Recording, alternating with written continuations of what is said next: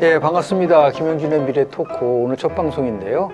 수많은 토크 방송도 있고 한데 저희들이 지향하는 것에 대해서 간략하게 말씀을 좀 드리면은 우리가 미래가 참 중요한데도 불구하고 미래가 없는 토크가 굉장히 많은 것 같아요. 현안 중심으로. 그래서 저희 그 미래 토크에는 대한민국이 나아갈 방향성과 더불어서 정치, 경제, 사회, 문화 이 모든 분야 속에서의 미래의 현안과 관련된 말씀을 좀 드리도록 하겠고요. 오늘 그 첫 손님으로 우리 박성민 뭐 어떤 때는 정치 분석가라고 그러시고 정치 컨설턴트 또는 뭐 정치 칼럼니스트라고는 명칭을 갖고 계신데 대한민국 정치에 관련된 분석과 전망에서는 대한민국 최고라고 저는 생각을 합니다. 감사합니다. 그래서 저 첫 손님으로 우리 특히 정치 분야였기 때문에 우리 박성민 대표님을 좀 모셨는데 저도 비슷한 얘기를 많이 했는데 언론에서 우리 박성민 대표님이 이런 표현을 썼어요. 나는 정치 평론가가 아니다. 정치 분석가란 말이 나한테 어울릴 수 있는 것 같다라고 주장을 하셨는데 그렇다면 정치 평론가, 정치 분석의 차이가 뭔지 좀 간략하게 좀 말씀을 해주시죠. 그건 잘 모르겠는데 저는 개인적으로는 그냥 제 정의로는 평론이라는 거는 이미 만들어진 거에 대해서 주관적으로 평하는 거. 음악이나 미술이나 건축이나 영화나 연극이나 뭐 무용이나 이런 것들은 주관적으로 평가하는 거기 때문에 어떤 분들은 영화에 대해서 오늘 밤이 가기 전에 꼭 봐야 된다 이런 분도 있고 어떤 분은 그 돈 있으면 파스타 사 먹어라 이렇게 혹평하는 분들도 있을 수 있는데 그 정치는 경제같이 분석하는 거다. 그거는 움직이는 거에 대해서 객관적으로 얘기하는. 그러니까 뭐 일개보 같은 거 할 때 뭐 평론을 얘기할 수 없잖아요. 그러니까 환율이나 금리가 올라갈지 내려갈지 그렇게 얘기하듯이 정치도 뭐 지지도가 저렇게 하면 올라갈지 떨어질지 이렇게 분석하는 거기 때문에 그거는 조금 객관적으로 하는 게 평론하고 좀 다른 거 아니냐 이제 그런 의미에서 제가 분석가란 말을 쓰죠. 그래요. 그래서 우리 정치 분석도 정치 전망 예측을 이제 조금 전에 이제 심층적으로 좀 하겠는데요. 좀 현안이 되고 있는 부분에 대해서 우선 이 정확한 예측을 하기 위해서는 뭐가 필요한지 예를 들어서 지금 박성민 대표님께서는 파장을 파악하는 것이 굉장히 중요하다는 거를 얘기를 하셨는데 도대체 이게 무슨 의미인지 어떤 흐름, 파장 이런 것이 어떤 함의를 갖고 있는지 좀 말씀 좀 해주시죠. 일단 저도 기자들한테 질문을 많이 받거든요. 네. 교수님도 많이 받으실 그렇죠. 텐데 그러면 이제 기자들이 질문할 때 보면 어떤 사람들의 정책 의도에 너무 집착해요. 그러니까 대통령이 어떤 의도로 이렇게 얘기를 했는데 또 뭐 윤핵관이 어떻게 얘기를 했는데 이재명 대표가 어떻게 얘기를 했는데 라고 얘기하는데 의도는 누구에게나 다 있는 거죠. 그 옛날에 그 헤비급 그 복싱 챔피언이던 마이크 타이슨이 유명한 얘기를 했잖아요. 누구나 다 계획이 있다. 올라와서 자기한테 맞기 전에는. 그렇듯이 의도는 누구나 다 있죠. 그래서 저는 6단계를 동시에 보는데 의지보다 더 중요한 게 의지입니다. 실제로 어떤 생각을 얼마만큼 관철시키려고 하는 의지가 있느냐. 그리고 실제로 또 더 중요한 건 실제 파워입니다. 그럴 힘이 있느냐. 그리고 실제로 실행을 그걸 했느냐. 그리고 어떤 결과를 얻었느냐. 전 이 5가지보다 더 중요한 게 실제로 어떤 파장을 낳느냐 이겁니다. 그래서 제가 옛날에 들은 얘기인데 소양강 댐을 만들 때 그 1960년대인가요? 그렇죠. 그때 이제 현대건설도 거기 이제 뭐 참여를 하고 그랬는데 실제로 현대건설이 뭐 소양강 댐에 참여해서 번 돈도 꽤 될 테지만 그때 뭐 정주행 회장이 그랬다는 거 아닙니까? 앞으로 이 소양강 댐이 만들어지면 상습 침수 지역이 그 벗어나는 지역 거기 땅을 다 그 압구정동 땅을 그렇죠. 다 사들였다는 거 아닙니까? 네. 이제 그렇듯이 미리 읽는 거죠. 또 다른 얘기입니다만 이것도 제가 들은 얘기입니다. 사실인지는 잘 모르겠어요. 확인되지는 않습니다만 지금은 그 신촌이나 이런 데보다 지금 홍대가 훨씬 지금 상권이 대단하지 않습니까? 근데 그 전에만 해도 80년대까지만 해도 이대나 뭐 신촌이 더 유명했는데 지금 홍대가 더 유명해져. 그게 94년도에 성수대교가 붕괴하니까 서울시가 전체 그 서울시에 있는 다리를 갖다 다 점검했다 그래요. 하고 나니까 당산철교가 위험하다. 그 당산철교를 수리하기 위해서 2년 동안 딱 끊었습니다. 그러니까 시내에서 들어온 사람들은 다 합정역이나 홍대 구역에 다 내리고 이러다 보니까 유동인구가 너무 많아진 거죠. 그러니까 들어가서 밥도 먹어야 돼, 커피도 마시고 막 그래야 되니까 홍대가 떴다는 얘기가 있는데, 그렇듯이 정치도 마찬가지죠. 정치도 실제로 정치하는 플레이어들이 다 자기 의도가 있죠. 그 의도대로 다 되는 건 아닙니다. 그래서 그 의도와 의지와 파워와 실행과 결과를 넘어서 있는 파장, 실제로는 어떤 결과를 낳을 건가, 이걸 동시에 보는 게 중요하다는 뜻을 말씀드립니다. 예를 들어 2016년도 국회의원 선거에서 더불어민주당이 승리를 했고요. 2017년도 대통령 선거 승리, 2018년도 지방선거 승리, 2020년도 총선은 그야말로 압승을 했어요. 특정 정당이 4번의 전국 선거에서 승리한 정당은 더불어민주당밖에 없었습니다. 그러다 보니까 뭐 이해찬 전 총리 같은 경우는 뭐 민주당 30년 집권 얘기를 막 했었었는데, 그러면서 많은 분들이 야, 이거 정말 민주당에 더 나가서 진보 정당 체제가 장기화되지 않을 거냐라는 그런 전망이 많았었는데, 실제로 보면은 지금 파장 얘기를 하셨는데 아마 박 대표님도 비슷한 생각을 했을 거예요. 2020년도 압승을 하고 나서 입법까지 완전히 장악을 했었는데 불구하고 그 이후에 조금씩 흔들기 시작을 했는데, 그 시작을 저는 조국 사태의 파장이라고 보는 거죠. 이 조국 사태가 어떠한 파장을 가져올 것인지에 대한 것들을 우리가 예측을 해보면은 그동안 문재인 정부가 얘기했었던 거를 전부 다 스스로가 부정하는 거예요. 예를 들어서 사람이 먼저다 그런데 거기 다 빠져 있잖아요. 우리가 먼저다, 친문이 먼저다, 이런 식으로 하고 특권과 차별이 없는 세상을 만들겠다고 하는데 친문 세력에는 굉장히 특권이 부여되는데, 이런 부분 속에서 이거 옛날에 생각했었던 촛불 정신과는 굉장히 차이가 있구나. 근데 그러한 파장이 결국은 2020년도에는 압승을 했지만 2022년도 대통령 선거가 지방선거에서도 보수가 승리하는 걸 가져왔다라는 생각을 하게 돼서 상당히 나름대로 굉장히 그 파장론에 대해서 동의를 하면서, 이걸 토대로 그 현재 지금 굉장히 많은 일이 일어나고 있는데 정치권에 관련된 사안에 관련돼서 좀 아까 말씀드린 6가지 이 중에서 이제 파장 더불어서 분석에 대한 것들을 토대로 해서 한번 좀 전망해보는 그런 시간을 좀 갖도록 하겠는데요. 지금 뭐 한 칼럼에서 이런 얘기를 하셨어요. 정치 분석이 갈수록 어려워지고 있다.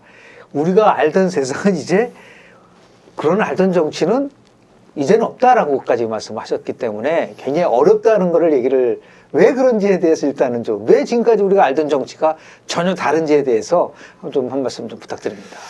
그러니까 우리가 민주화된 게 1987년도라고 생각해보면 87년도에 직선제가 도입됐지 않습니까? 근데 그때 노태우 대통령이 당선됐는데, 노태우 대통령은 다수당의 다수파였습니다. 그 5년 뒤에 김영삼 대통령이 92년에 됐는데 다수당의 소수파였죠. 그 5년 뒤인 97년 김대중 대통령은 소수당의 다수파였죠. 5년 뒤에 노무현 대통령은 소수당의 소수파였습니다. 소수당의 소수파가 대통령 된다는 건 이미 파격이고, 그렇죠, 정치 교과서에 없는 얘기인데, 인터넷이라는 게 도입됐기 때문에 가능했던 얘기거든요. 근데 2012년에 오면 소수당의 소수파도 아니고 안철수는 그냥 개인인데 기성정당을 다 흔들어 놨습니다. 그 결과가 사실 이번에 윤석열 대통령 당선 아닙니까? 이것은 이제 우리나라만 그런 게 아니고 사실 트럼프도 그렇고 어떻게 보면 마크롱도 그렇고 그런 현상들이 쭉 있어 왔어요. 그래서 제가 이제 한 10여 년 전에 2012년에 이제 정치의 몰락이라는 책을 쓸 때 그 서문에다 무슨 얘기를 썼냐면 정치 철학, 정치 제도, 정당, 정치인이 전부 다 위기다, 이런 얘기를 했어요. 짧게 말씀드리면 정치 철학이라는 건 옛날에는 뭐 우리가 뭐 자유주의다, 또 보수주의다, 또 사민주의다, 이렇게 뭐 어떤 특정한 이념으로 우리나라를 좀 경영해 보겠다, 이 당을 한번 이끌어 보겠다, 그렇게 얘기할 수 있었는데, 지금은 정치 사상가 누구도 그런 책을 내놓는 사람들이 없어요. 그만큼 지금 제가 보기에는 우리가 지금 목도하고 있는 현실이 너무 복잡해서 딱 하나로 얘기할 수 있는 게 없다. 그 다음에 제도도, 제가 책을 쫙 읽다 보면 다 뭐라고 얘기했냐면 법과 제도가 대단히 중요한 거다. 어느 나라가 선진화가 되느냐 안 되느냐는 결국 법과 제도를 구축했느냐 안 했느냐라는 게 석학들이 다 그렇게 책을 썼어요. 근데 트럼프의 등장 이후에 미국 정치를 보면서 민주주의가 어떻게 무너지는지 다 눈으로 확인한 뒤부터는 다시 뭐 관용이라든가 뭐 절제라든가 뭐 이런 거를 얘기를 하겠어요. 어떻게 보면 다시 법치의 시대에서 다시 덕치로 돌아간 거니까, 아니 우리가 수십 년간 법가와 육아, 덕치와 법치 사이에서 야 이게 그 덕치보다 이 법치가 중요하다고 믿어왔는데, 야 결국은 사람이 하는 일이구나. 아무리 제도를 촘촘하게 해놔도 이제 그런 그 제도의 위기, 민주주의의 위기. 최근에도 보면 미국의 의회에 그 대선 불복하면서 난임을 했고, 이번에 브라질은 뭐 의회만이 아니라 대법원이나 뭐 대통령까지 난임을 했고, 독일도 작년에 뭐 쿠데타 음모가 적발되고 막 이렇게 돼서 민주주의가 전 세계로 무너지고 있는, 이게 이제 두 번째 문제. 세 번째, 정당이라는 건 2016년에 미국의 그 경선을 보면 트럼프하고 버니 샌더스가 돌풍을 일으키잖아요. 그렇죠. 네. 그리고 마크롱도 프랑스에서 사실 우리가 알고 있는 뭐 미테랑의 정당이나 시라크의 정당이나 또 중동 사르코지의 정당도 아닌 정당을 가지고 대통령이 됐지 않습니까? 사실 영국도 보면 제레미 코빈이라는 사람이 노동당 당수를 했는데 이분 공산주의자거든요. 그러니까 국유화, 왕정 폐지하고 국유화하자고 한 분이 됐습니다. 우리나라도 보면 지금 정당 경험이 전혀 없는 분이 지금 대통령이 됐지 않습니까? 그래서 이게 정당이라고 하는 것이 과거보다 훨씬 약화됐고, 이제 마지막으로 정치인의 위기입니다. 적어도 2차 세계대전이나 또 냉전이 끝나는 때까지는 정치인과 군인과 외교관이 역사의 무대에서 주인공이었는데, 냉전이 딱 끝나는 1990년 전후, 그러니까 독일이 통일되고 소련이 해체되고 이렇게 되고 나서 모든 정치인들이 다, 그전엔 정치인들이 다 세계적 지도자였지 않습니까? 레이건이라든가 대처라든가 뭐 고르바초프라든가 덩사오핑이라든가 세계 사람들이 다 이름을 알았는데, 그 다음부터는 대통령이라고 하는 게 자기네 나라 돌아가서 자기네 나라만 대표를 했어요. 그러니까 1990년대 빌 클린턴은 미국의 대통령이죠. 적어도 미국을 대표했다고 좀 봅니다. 그러나 2000년에 들어선 조지 부시 대통령은 미국의 대통령이 아니라 공화당의 대표, 한 당파의 대표로 이미 전락을 했고, 2016년에 들어선 트럼프는 당파 안에서도 개파의 수장으로 전락을 했죠. 그러니까 그거는 지금 전 세계적으로 다 마찬가지라고 좀 보거든요. 그러니까 2010년도 이후에 전 세계를 지금 뒤덮고 있는 게 세계화 때문에 벌어진 그 양극화, 그것 때문에 대중의 분노가 커지면서 포퓰리즘과 탈진실의 시대가 확산된 거. 우리만 그런 건 아니고요. 예, 그런 것들이 일반적인 현상이었다. 그래서 실제로 보면은 저 2016년도 미국의 대통령 선거에 대한 말씀을 하셨는데, 그때 대부분은 뭐 힐러리가 이길 거라고 생각을 했었고, 그런데 트럼프 돌풍이 일어났어요.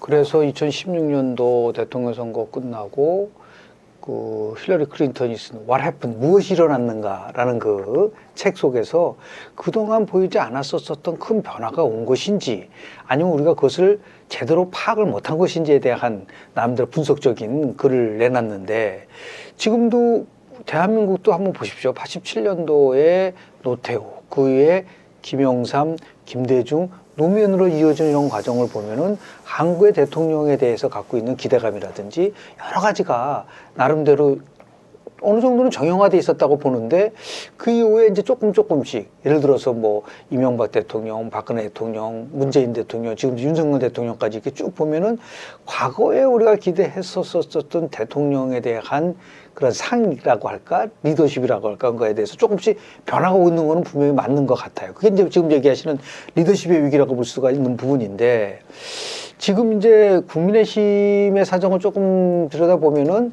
아주 예외적인, 이례적인 상황이 지금 이제 발생을 했어요.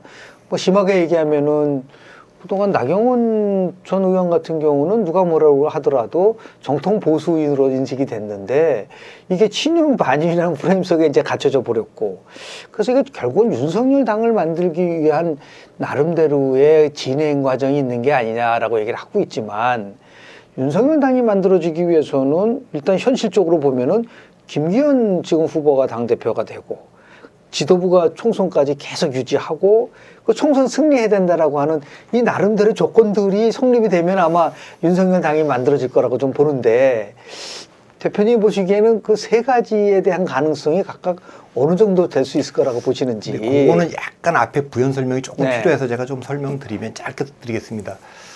그 1990년에 3당 합당이 있었지 않습니까? 그 3당 합당 했을 당시에 민주자유당이라는 당이 218석까지 갔습니다. 그렇습니다. 그러니까 뭐 그러니까 정말 호남 빼놓고는 압도적인 정당이죠. 그때 이제 민정당과 통일민주당과 공화당이 이제 합쳐진 거 아닙니까? 그때 이제 보수 정당이 새롭게 만들어진 겁니다. 그러니까 통일민주당은 잘 리버럴 정당이고 김영삼을 대통령으로 만들기 위해서 거기에 합류했던 분들이기 때문에 아주 굉장히 개혁적인 거죠. 그리고 민정당은 뭐 아주 정통적인 그 보수 아닙니까? 그러니까 그 안에서 이 보수와 개혁이 굉장히 긴장 관계를 계속 만들어 왔어요. 아주 건강한 정당이 된 거죠.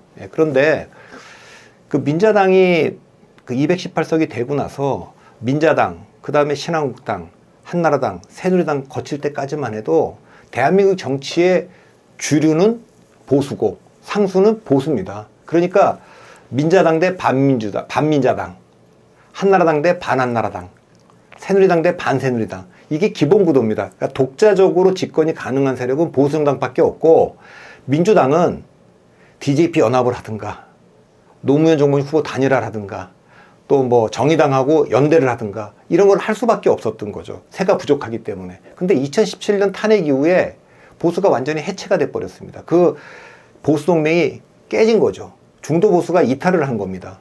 이탈을 하니까 그때부터는 한국 정치 기본 지형이 어떻게 바뀌었냐면 민주당 대 반민주당으로 바뀌었습니다. 그러니까 이번에도 대통령 선거 때 윤석열 대 안철수의 후보 단일화라는 건 과거에는 민주당에서 있던 일들이지, 이번에 국민의힘과 국민의힘당의 합당도 과거에는 저쪽 민주당 쪽에서 있던 일들인데 그게 바뀐 겁니다. 그만큼 주류 전쟁이 지금 팽팽히 지금 맞서고 있다는 말씀을 하나 드리고요. 두 번째는, 그러면 이렇게 보수가 이 패권을 놓치게 된 거는 아까 네 개의 선거를 다 졌다고 얘기했어요. 네. 2016년, 17년, 18년, 2020년.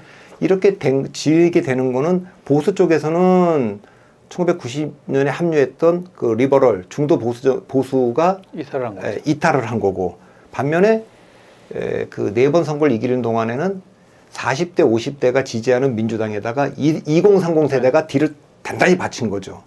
근데 왜 2021년 4.7 재보궐선거부터는 또 졌냐? 2030 세대가 민주동맹으로 또 이탈을 한 겁니다. 그러니까 그런 상태로 지금 이번에 지방선거까지 치렀고, 내년 대통령 선거 때 도대체 어디가 이길 거냐가 지금 굉장히 궁금한 대목 아닙니까? 아까 이제 하신 질문을 돌아오면, 윤석열 대통령은 그 정말 정계 입문 1년도 안 돼갖고 대통령까지 됐어요. 그러니까 이 당도 내가 윤석열 당으로 만들어서 내 이름으로 총선 치르면 이길 거다. 그래서 지금 정진석 비대위원장도 총선이야, 당대표 보고 찍냐, 대통령 보고 찍는 거지, 이렇게 얘기를 하지만 제 생각에는 윤석열 당을 만들어서 총선 승리한다는 것보다는 총선을 승리해야만 비로소 윤석열 당이 된다고 저는 봅니다. 이게 순서를 거꾸로 뒤집어 놨다, 저는 이렇게 보고 있거든요. 근데 그 부분 속에서 지금 이제 아까 우리 모두로 들어와서 평론가 어떤 분석가라고 해요. 저도 그런 비슷한 거를 많이 해요. 저는 정치 평론가가 아니라 저는 폴리티컬 사이언티스트입니다. 그러니까 정치 과학자인 거죠. 정치 학자입니다. 그런데 이 폴리티컬 사이언티스트가 되기 위해서는 반복적으로 나타난 현상에 대해서 왜 그런 일이 일어난지 심층적으로 분석. 과학에서는요, 설명과 예측이 같은 거예요. 그러니까 예측을 하려면 설명할 수 있는 변수만 잡아내면 예측이 된다는 거죠. 그래서 항상 왜 이런 현상들이 일어나느냐에 대한 것들을 알아보기 위해서는 과거에 대한민국 정치에서 어떤 일이 있었는지를 반복적인 패턴을 보면 어느 정도 예측이 가능한데, 한번 흥미로운 거 한번 보세요. 97년도 DJP 연대를 통해서 DJ가 당선이 됐어요. 새정치국민회를 만든 거는 놀랍게도 95년도 선거 끝나고 나서 승리를 했음에도 불구하고 자기 당을 만든 거예요. 그 자기 당을 만들어줬는데 2000년도 총선을 앞두고 새천년 민주당을 창당합니다. 자, 지금 뭐 민재당을 만들었는데 90년도에, 그리고 92년도 대통령이 됐는데도 불구하고 95년도 지방선거까지 치렀지만 96년도 총선을 앞두고 민재당을 해체하고 결국 신한국당을 창당을 합니다. 2002년도도 마찬가지 아닌가요? 노무현 대통령이 새천년 민주당의 후보로 나와서 당선이 됐는데 2003년도에 벼랑간 탈당을 해가지고 연루당을 만들고 2004년도 총선을 치릅니다. 그러면 세 명의 대통령에서 보는 거와 마찬가지로 현재 대통령들이 뭔가 총선을 앞두고 자기 나름대로의 정당 개편을 좀 하고 싶은 욕구가 굉장히 강한 게 아니냐. 그렇다고 한다면 최근에 국민의힘에서 일어나고 있는 여러 가지 중에서 많은 분들이 문제 제기하는 거는 이런 겁니다. 아니, 김기현 대표가 되나, 예를 들어서 나경원 대표가 되나, 뭐가 다른 건지에 대한 걸 잘 모르겠다. 그리고 또 하나는 벼랑간, 이 중대선 문제, 선거구제 개편이 왜 불거졌지? 자, 이런 것들이 결국은 윤석열 대통령도 역대 대통령과 마찬가지로 총선 전에 나름대로 정당 개편을 통해서 무엇인가를 끌어가려고 한다라고 하는 그런 부분 속에서 작동된 게 아닌가라는 생각을 좀 해보게 되면서, 그럼에도 불구하고 항상 플랜 A, 플랜 B, 플랜 C라는 걸 갖게 되잖아요. 대통령의 입장에서도 보면은.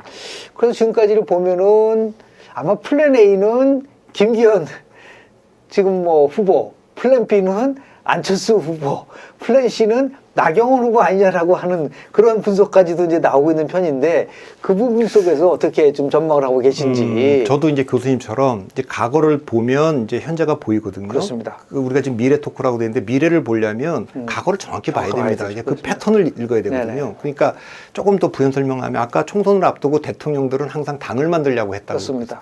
그런데 다른 면에서 보면 왜 실패했는가를 또 설명할 수도 있습니다. 그거는 그렇죠.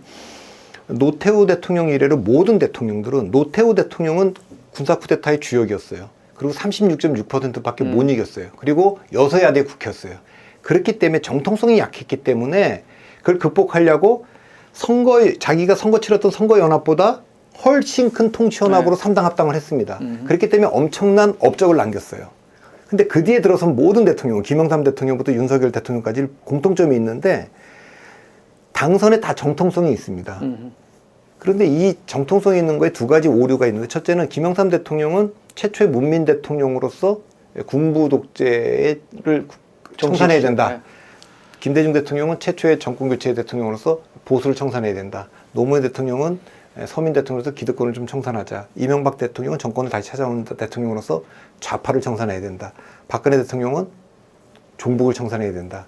문재인 대통령은 적폐를 청산해야 된다. 윤석열 대통령도 또 이제 이게 주사파가 되든 586이 되든 그걸 청산하려고 하는데, 이런 측면이 하나 있고, 청산이라고 하는 거에 집착하는 게 있고, 레거시를 할 때 우리 미래 토크를 얘기하지만 미래에 어떻게 건설하느냐 보다도 이 청산을 더 강조했다라는 좀 그런 점이 있고, 또 하나는 선거 때 자기들을 대통령으로 만들어준 선거연합을 스스로 해체하면서 위기를 맞았다는 거예요. 자기가 앉아있는 의자다리를 스스로 자른 거죠. 그러니까 김영삼 대통령은 3당 합당으로 대통령이 됐는데,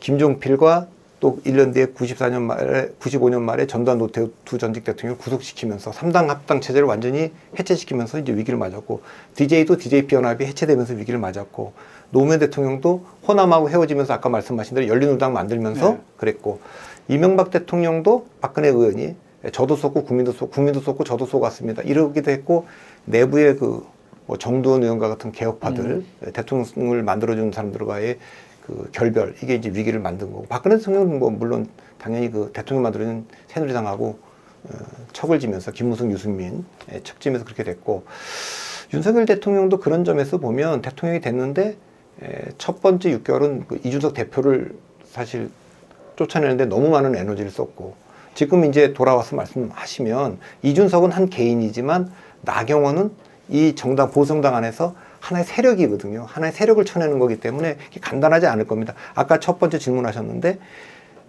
윤석열 당을 만들려면 세 가지 질문에 다 긍정적이어야 됩니다. 첫 번째 질문, 김기현을 당대표로 만들 수 있다. 두 번째, 그 김기현 대표 체제가 총선 때까지 붕괴하지 않아야 된다. 세 번째, 총선을 승리할 수 있다. 이 세 가지가 다 긍정적이어야 되지 않습니까? 제 눈에는 세 가지가 다 불안해 보입니다. 그게 지금은 2017년 이후에 보수정당의 그 현주소는 권력의 공백 상태입니다. 그전에는 김대중 대통령한테 정권을 뺏기거나 노무현 대통령한테 정권 뺏겼을 때도 이해창이라고 하는 구심점이 분명히 있었습니다. 이명박, 박근혜도 그 위에 있었고. 지금은 권력이 완전 공백 상태이기 때문에 한교안 대표도 대표가 됐고, 이준석 대표도 대표가 됐고, 윤석열 대통령도 대통령이 된 겁니다. 그런데 제가 보는 이 국민의힘 판도는 이렇습니다. 지금 왕당파, 윤석열 대통령과 윤핵관이라고 하는 왕당파가 이 당은 주인이 없으니까 우리가 이 당의 주인이 될 수 있어 이렇게 생각하는 것 같아요. 그 다음에 지금은 물러나고 쫓겨났지만 이준석 대표도 이 당 와서 보니까 우리 젊은 사람들이 이 당 접수할 수 있겠어 이렇게 생각한 적도 있었던 것 같아요. 이 두 세력을 빼고 실제로는 굉장히 전통적으로 이 국민의힘을 구성해왔던 신한국당 때부터 왔던 분들이 있습니다. 여기 지금 홍준표도 있고 아까 뭐 나경원도 있고 뭐 유승민도 있고 김태호도 있고 굉장히 많을 거 아닙니까? 문제는 이분들이 다 구심이 없이 다 각계적으로 다 흩어져 있다는 겁니다. 그렇지만 상당히 이제 이 당의 중요한 부분을 차지하고 있는 분들이죠. 그래서 저는 이번 전당대회에서 일부 이제 윤핵관과 윤석열 대통령이 특정인을 밀어서 자기들이 원하는 당대표를 만들 수 있을까에 대해서 결선 투표제에 지금 도입돼 있지 않습니까? 그렇습니다. 그래서 저는 지금 그거에 대한 지금 옛날 같으면요 이 정도 되면은 전당대회라면 이제 수평적 당청 관계라는 말이 나올 정도가 되는데 최근에 윤핵관들이 뭐 나경원 전 의원에 대해서 하는 행태를 보면서 속으로 진짜 그 전에 뭐 장재원 의원이 그런 표현을 썼는데 부글부글 끓고 있다 그러는데 지금은 장재원 의원의 행태에 대해서 부글부글 끓는 사람들이 많을 겁니다. 자기들이 모욕감을 느끼고 자존심 상하고 이런 게 있기 때문에 저는 이게 지금 어떻게 될지 모르겠어요. 설사 원하는 대로 김기현 대표 체제가 들어선다고 해도 과연 총선 때까지 무난히 갈 수 있을지 제가 이 얘기를 왜 드리냐면 2015년에 민주당에서 문재인 대표 체제가 출범했는데 결국 붕괴하고 김종인 비대위로 넘어갔어요. 2011년에 홍준표 대표 체제가 들어섰는데 해를 못 넘기고 박근혜 비대위로 넘어갔어요. 변수는 뭐냐? 총선이 임박했기 때문에 총선에서 이길 수 있는 비대위 체제로 넘어갔다는 겁니다. 그러면 이번에 김기현 대표 체제로 갔을 때 총선에서 이길 수 있다는 승리 전망을 보여줄 거냐. 근데 지금 하고 있는 걸로는 조금 좀 걱정이 좀 돼서.